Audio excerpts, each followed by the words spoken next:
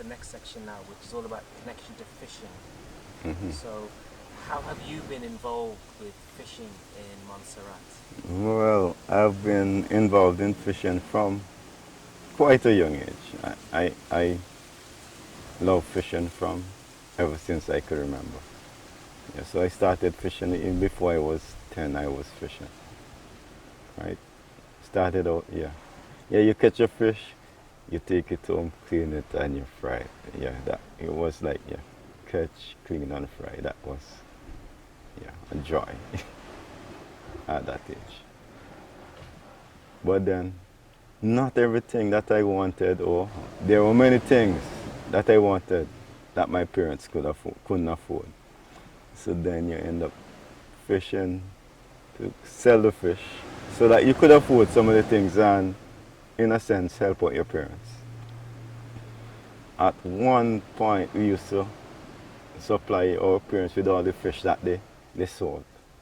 Right? We had a deep freezer, so we'll go and catch fish, stock the deep freezer, and we'll still sell our fish. So, yeah.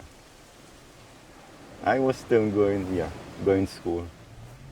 Maybe not even most of it secondary school. Yeah. And by the end of secondary school, my parents weren't here anymore. So, yeah, practically on my own, had to do whatever to make a living to help pay the bills and keep food on your table. Thank you. Do you have any kind of outstanding memories or like a really important event, something that means a lot to you when you were fishing, something that you're really have value for? Have value for. Um, it has been a long time. I can't particularly stick my finger on anything, but some of the most memorable times I had fishing was when I used to do spear fishing. And we were kids growing up, just all neighbors. We used to go together. Sometimes I had more of a leeway with my parents, so I could leave my yard anytime.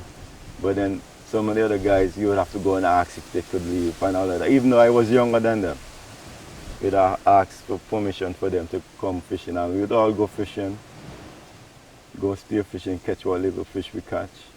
And when we came out the water, we would sell, like, we had more or less the neighbors or bar owners, people that we know in the community. They would buy our fish just to support us in many ways, yeah?